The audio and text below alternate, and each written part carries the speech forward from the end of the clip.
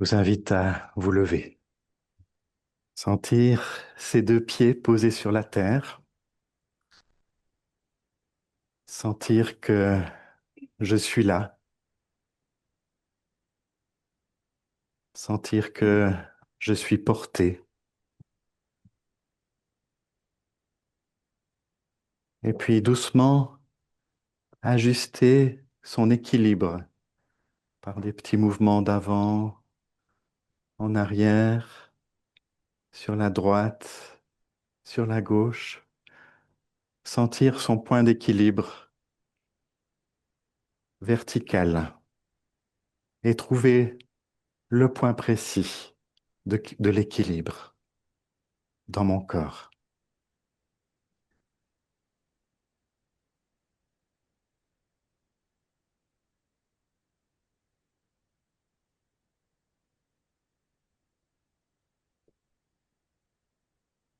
Et puis joindre les mains et les frotter,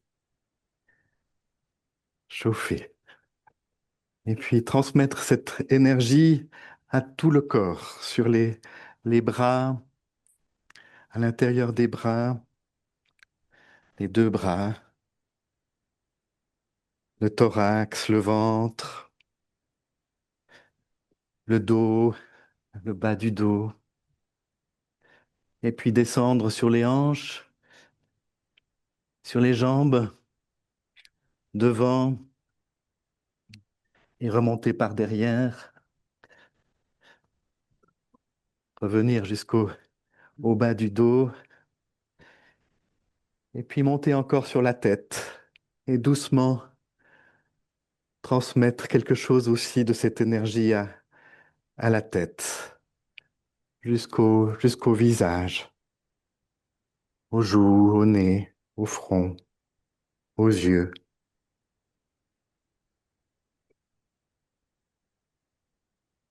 et relâcher.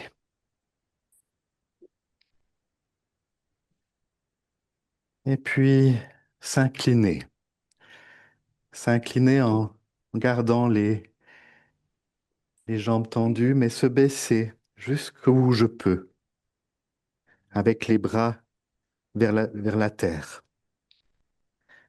S'incliner, se prosterner et lâcher. Lâcher le poids des bras, lâcher le poids de la tête.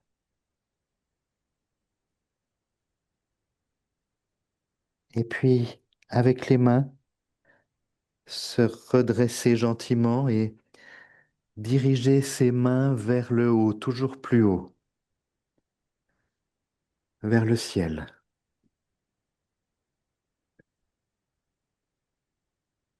tout en haut,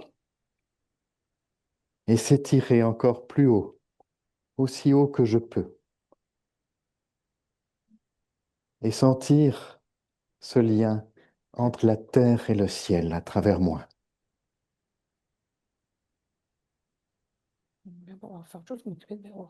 Et puis ouvrir les bras, les rebaisser jusqu'à l'horizontale et accueillir le monde.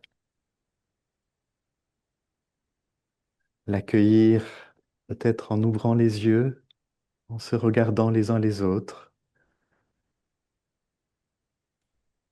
et au-delà de celles et ceux qui sont là, accueillir le monde au-delà, au-delà des fenêtres, au-delà de cette maison, accueillir la réalité autour de nous et relâcher, et puis s'asseoir. Bienvenue à chacune, à chacun, bienvenue dans cette maison, cet espace de la Maison Bleu Ciel pour cette heure bleu ciel. Peu importe d'où vous venez ce matin, ce que vous croyez, ce que vous doutez, ce que vous traversez, ce que vous espérez. Bienvenue tel que vous êtes, avec vos corps, vos émotions, peut-être vos questions, vos élans, vos résistances parfois. Et puis cette aspiration peut-être que nous avons tous à respirer un petit peu plus large. Aujourd'hui, je vous invite à explorer ensemble quelque chose de, de très simple et de très universel quand l'ego lâche les commandes. Qu'est-ce qui se passe quand notre ego tient fermement le volant et ce qui devient possible quand il accepte de temps en temps de passer sur le siège passager. Je pense que ça doit déjà parler à un certain nombre d'entre nous, la difficulté de ne plus être le chauffeur ou celle qui conduit. Je fais aussi un petit exercice en ce moment de ce point de vue-là, puisqu'une partie des commandes techniques ont été transférées à Anne Dorcas, qui s'occupe des caméras et du son pour ceux qui sont en Zoom. Merci à toi. Voilà, ça fait partie de de mon exercice du jour. Enfin, on regardera ensemble comment en nous, il y a cette part, cet ego qui organise, qui contrôle, qui cherche des solutions, souvent d'ailleurs avec beaucoup de bonne volonté, pendant qu'il y a peut-être d'autres parts plus cachées en nous, plus vulnérables, voire même blessées, qui attendent d'être doucement reconnues.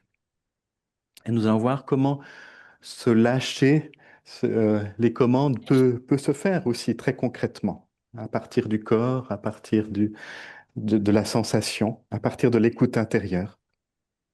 Comment le contrôle peut se déposer un peu au moins, et comment notre volonté, souvent si forte, peut se détendre.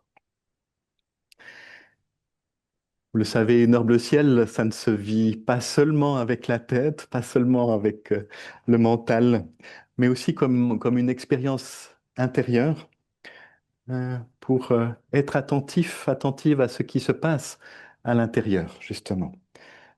Une invitation à sentir, à ressentir, à écouter intérieurement, à laisser résonner les paroles, peut-être même si on ne comprend pas tout, à laisser résonner les chants, le silence, ce qui sera partagé, accueillir ce que ça touche en nous, sans trop analyser, sans trop laisser parler le commentateur intérieur, ou alors en tout cas à l'observer comme étant un commentateur. Donc voilà, prenez ce qui vous rejoint, laissez le reste, laissez passer le reste et permettez-vous simplement d'être là.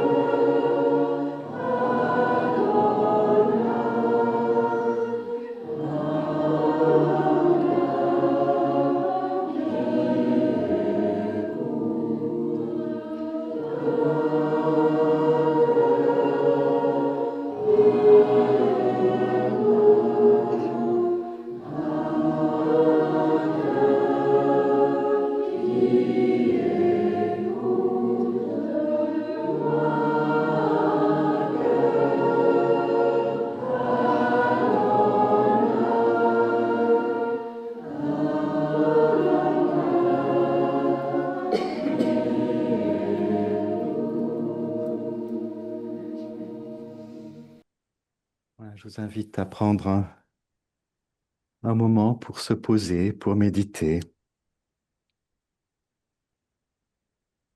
Vérifiez encore votre posture. Laisser le corps trouver sa place sur la chaise, sur le banc, sur le sol. Sentir les points d'appui, le poids du corps,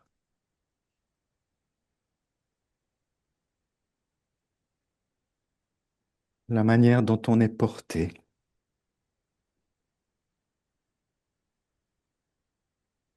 sans chercher à bien faire. Juste prendre conscience de mon être là, et prendre conscience de sa respiration. Elle est déjà là.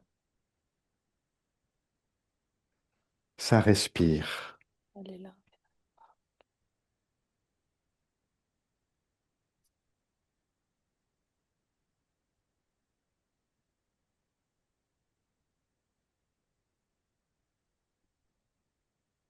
Et puis doucement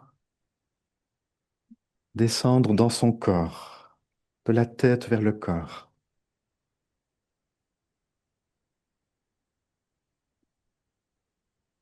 Sentir peut-être le mouvement subtil de la respiration en moi, dans mon corps. Peut-être au niveau des épaules, peut-être au niveau du ventre, du thorax ou d'ailleurs encore.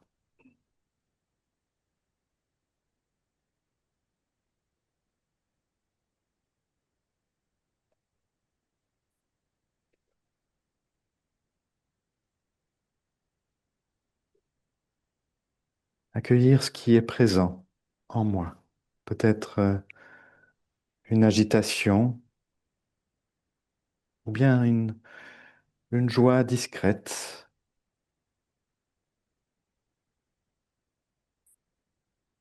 une attente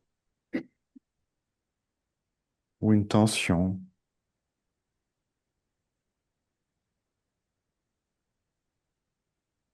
Il n'y a rien à corriger, tout peut être là.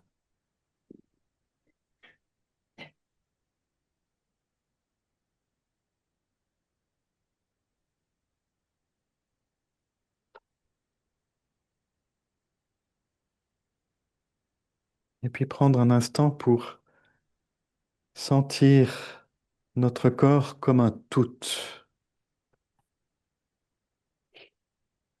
pas une partie, pas un détail, pas seulement un mouvement, mais comme une présence corporelle, globale.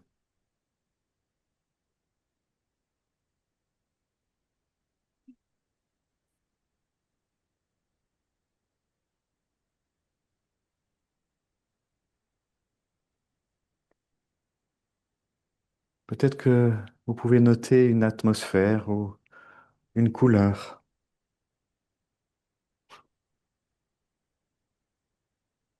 ou une densité.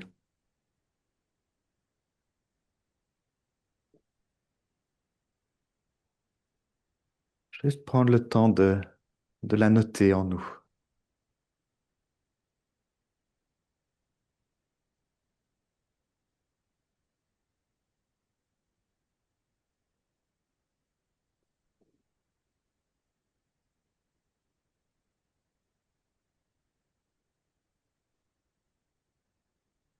Et puis à partir de cette globalité, essayez de voir l'endroit, le lieu de votre corps où s'exerce le contrôle.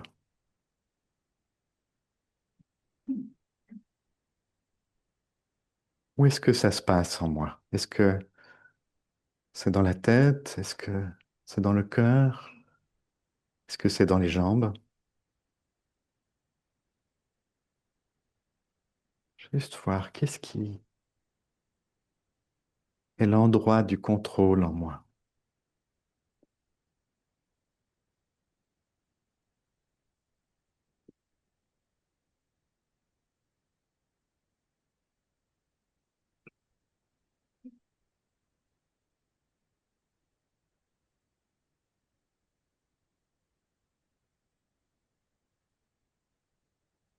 Puis dans le même espace, dans la même globalité de tout le corps, est-ce qu'il y a une part de moi qui a besoin d'être reconnue? Peut-être une fragilité, une vulnérabilité.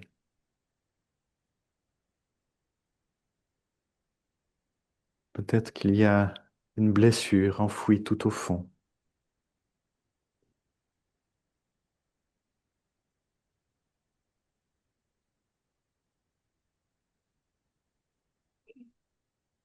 Peut-être que ça se manifeste par une chaleur, ou un poids, un nœud, ou un creux.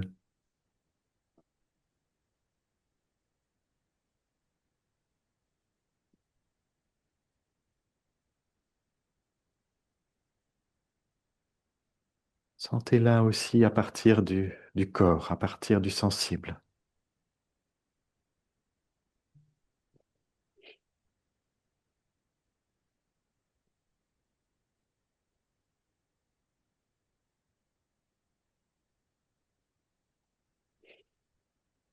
Et puis si c'est possible pour vous, opposez à ces deux parts, celle qui contrôle et celle qui est plus vulnérable, d'être là ensemble,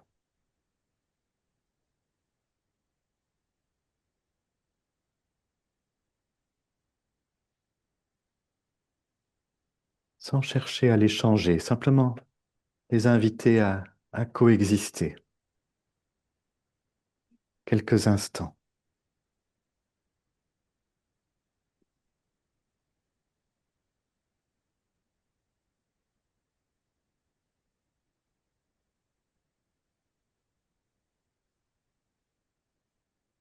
Il n'y a rien à faire, juste laisser être et écouter, sentir,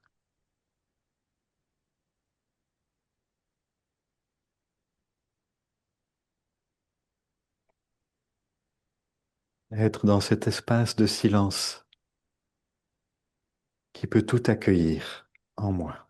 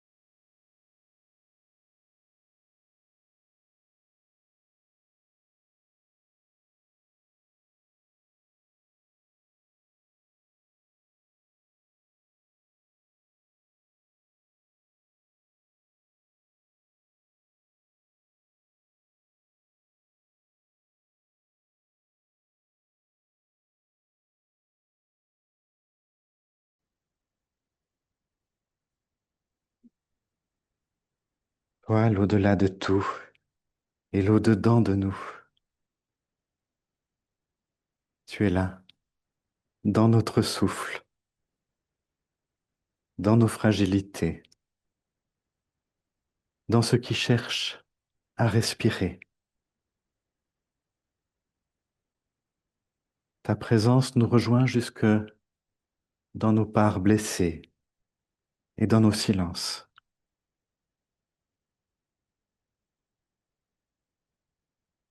Et nous nous laissons habiter, simplement, tels que nous sommes.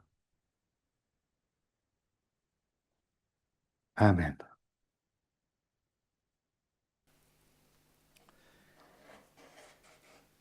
Quand l'ego lâche les commandes.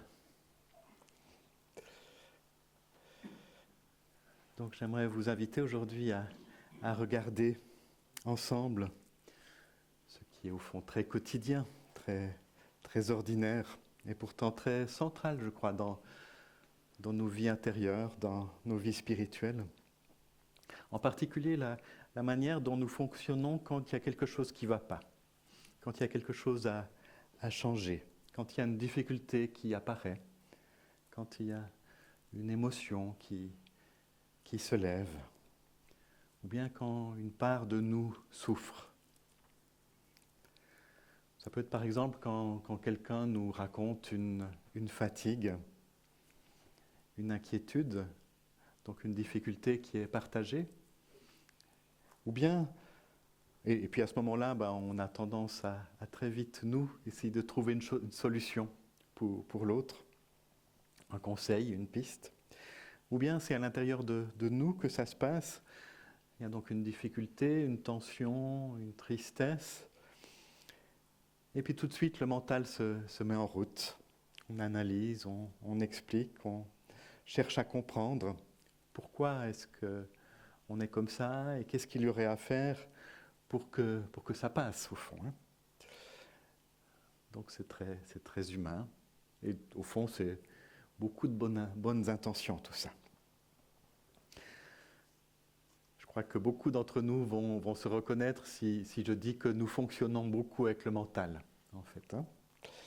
On a un mental bien développé, parfois d'ailleurs très performant. Et ce mental, il fait partie de ce qu'on appelle l'ego, c'est-à-dire ce moi de survie qui s'est construit en nous pour nous protéger, pour nous permettre de nous adapter aux situations difficiles en particulier. L'ego, ce n'est pas un ennemi, ce n'est pas quelque chose à faire disparaître, c'est vraiment une part nécessaire de notre humanité. Et bien souvent, il nous a sauvés, il faut le reconnaître aussi. Mais il a aussi tendance à tout gérer, à vouloir tout gérer. Et je suis souvent frappé d'observer chez moi ou chez d'autres des stratégies très fines qu'on met en place pour ne pas lâcher le mental, pour revenir toujours à ce qu'on aimerait vouloir faire. Et donc ne pas descendre dans les sensations, dans du sensible, dans des émotions et dans le corps. Et dès que quelque chose devient un peu inconfortable, donc une tristesse, une peur, on remonte très vite dans la tête. Et puis l'outil principal de cet ego, c'est la volonté. Celle qui nous pousse à essayer de trouver une solution, à avancer, à se dépasser, à corriger ce qui devrait être corrigé. Et donc il y a toutes ces phrases de la volonté qui dit, par exemple, il faut que je sois positif dans cette situation, il faut que je comprenne, il faut que j'évolue, il faut que ça change, il faut que je change, il faut que je fasse un effort. Voilà, et cette volonté, elle peut être très efficace pour organiser peut-être, pour résoudre certaines choses, pour accomplir des tâches et même traverser des épreuves. Mais elle devient aussi assez vite envahissante, assez problématique à l'intérieur de nous. Parce qu'au fond, c'est une manière de prendre le contrôle, justement, de tout ce qui est au-dedans de nous, de tout organiser, de tout anticiper, de tout chercher à solutionner. Donc, quand l'ego est aux commandes, il veut que ça aille mieux, il veut que ça cesse de faire mal. Et donc, il empile des compréhensions, il met en place des stratégies. Et puis, pendant ce temps-là, d'autres parts en nous restent à distance. Tout ce qui est de l'ordre de la vulnérabilité, de fragilité, des parts blessées, sont mises de côté. Elles sont comme si on disait non, mais pas maintenant. C'est pas utile maintenant. Ça peut être une fatigue ancienne, ça peut être une tristesse, une peur qui s'est installée.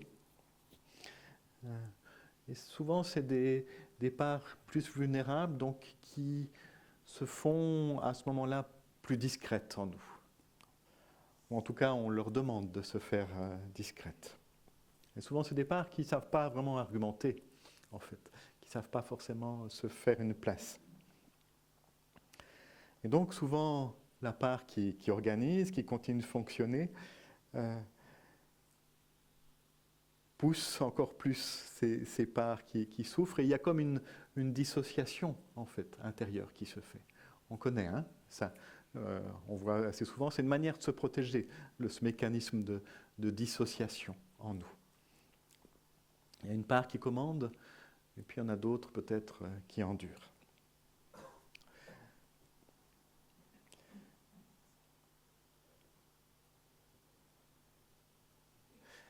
Et puis, il y a peut-être quand même en nous quelque chose qui peut comprendre que ce n'est pas, au fond, l'ego qui va tout pouvoir solutionner, qui va tout pouvoir guérir. Et c'est à ce moment-là qu'on comprend qu'il y a quelque chose à faire déplacer en nous. Un moment où on accepte de ne plus laisser l'ego au centre, sur sa chaise, au milieu de nous. Un moment où on accepte qu'on n'arrive plus à comprendre en fait les choses, que ça nous dépasse. Et donc il y a un moment où on lâche, où on sent qu'on va devoir déposer le contrôle. Donc quand ça se passe, l'ego ne disparaît pas, mais simplement il descend de son trône. Et puis il va reprendre peut-être une plus juste place. Et puis on va pouvoir sentir quelque chose de plus large en nous, comme un espace qui se fait. Puisqu'il y a une place vide, il y a quelque chose d'un espace qui grandit en nous, comme un espace d'accueil, quelque chose de plus vaste en tout cas. Ce n'est pas une voie extérieure, c'est plutôt quelque chose comme une intelligence profonde de la vie qui va pouvoir petit à petit gagner une place au-dedans de nous. Et qui sait comment guérir, comment unifier, comment remettre du mouvement.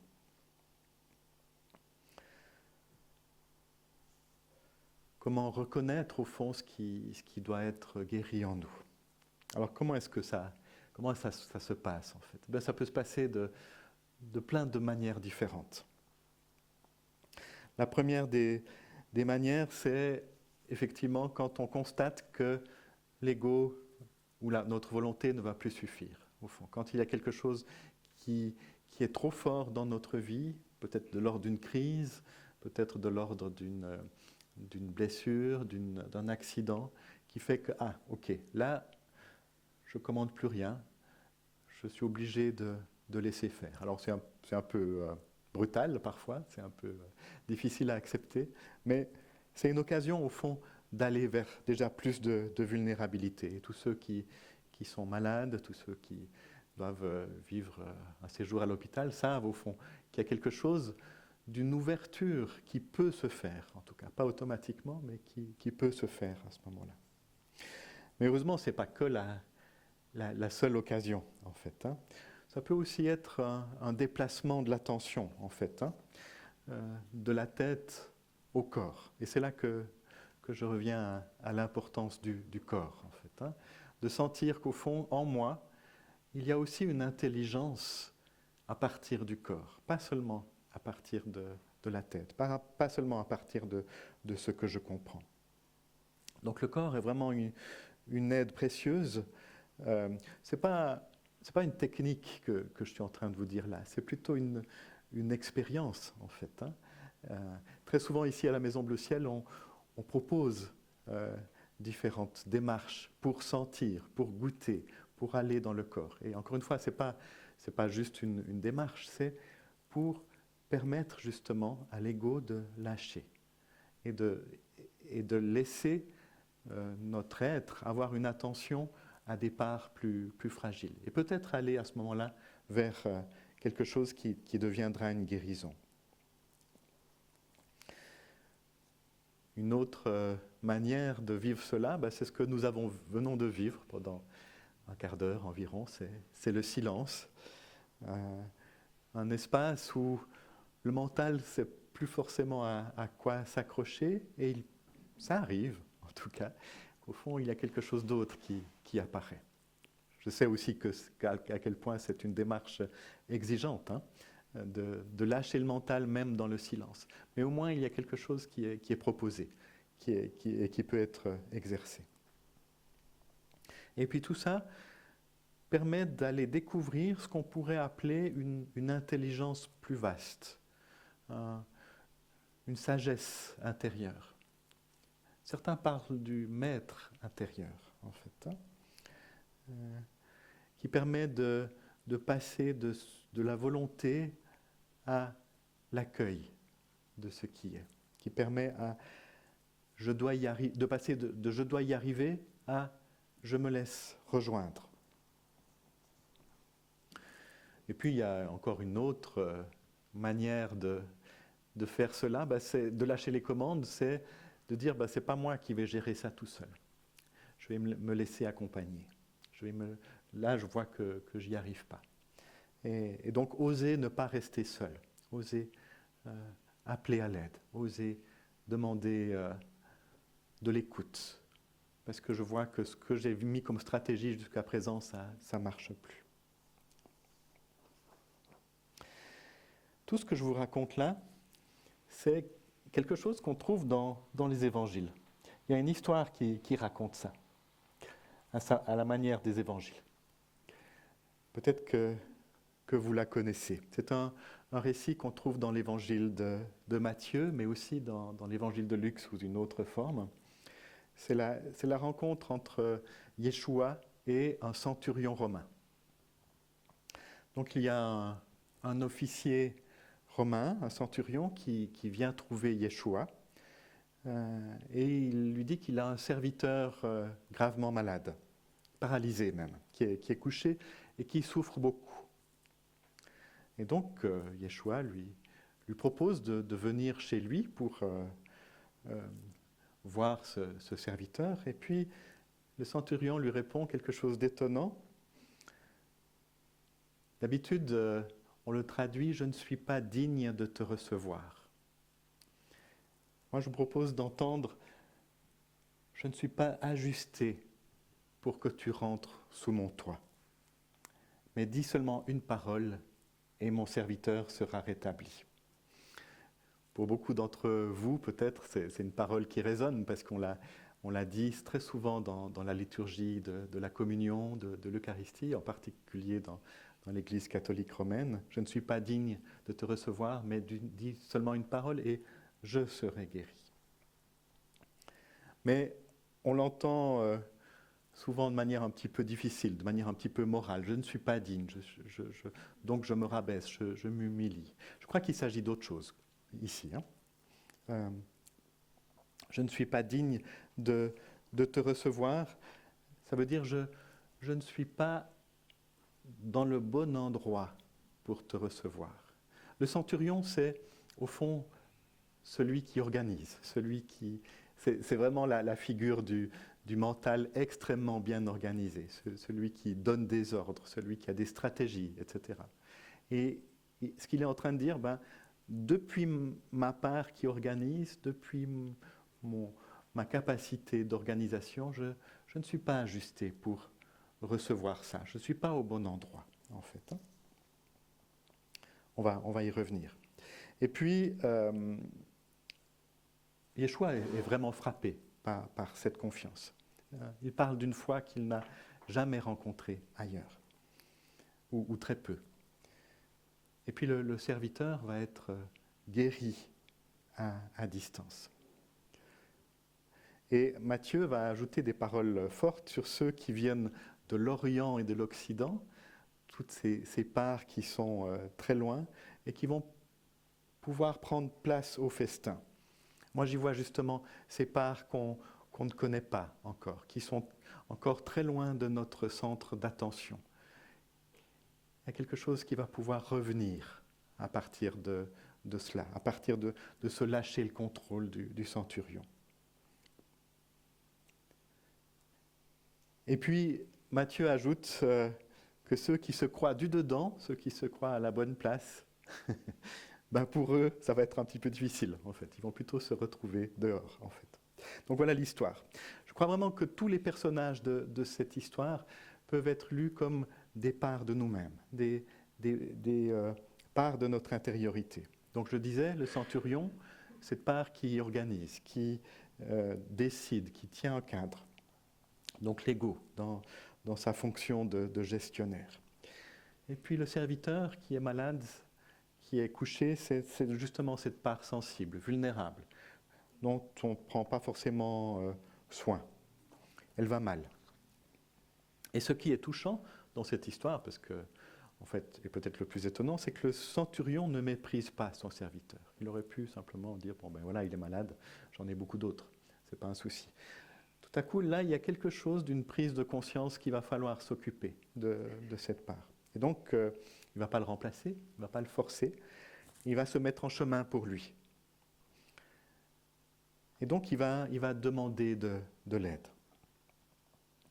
Et Yeshua, on pourrait y voir bien sûr Jésus le Christ, mais aussi cette part intérieure, enfin cette intelligence profonde de la vie en nous, ce maître intérieur, ce je suis vivant au cœur de l'être. Et donc, quand le centurion vient vers Yeshua, ça veut dire qu'au fond, il reconnaît que l'ego ne peut pas tout faire de lui-même. Et il accepte de se tourner vers plus vaste, plus intelligent que lui. Et donc c'est pour ça qu'il dit, je ne suis pas ajusté pour que tu entres sous mon toit. Je peux pas accueillir quelque chose d'aussi vaste, mais je sais que, à partir de mon ego, mais je sais que tu peux faire quelque chose que moi je ne peux pas faire. Donc il ne dit pas je ne vaux pas assez, il dit mon moi organisateur n'est pas le lieu de la guérison. Et mon toi, c'est-à-dire mes cadres mentaux, mes stratégies, ma volonté personnelle ne peuvent pas contenir au fond le vivant. Donc il consent vraiment à ne plus être au centre. Et il s'ouvre à une intelligence plus vaste, dit seulement une parole, la parole de cette intelligence. Et il comprend donc que même son autorité extérieure, qui elle fonctionne par la parole, doit être mise de côté pour laisser apparaître une autorité intérieure qui fonctionne par l'ajustement, par l'alignement.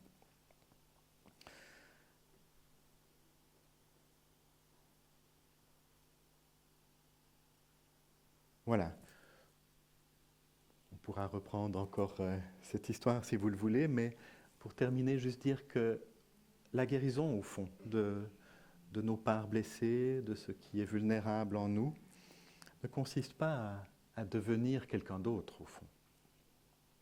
Consiste plutôt à laisser l'infini, à laisser ce maître intérieur rejoindre tous les recoins de notre être, à reconnaître, au fond, ses parts blessées,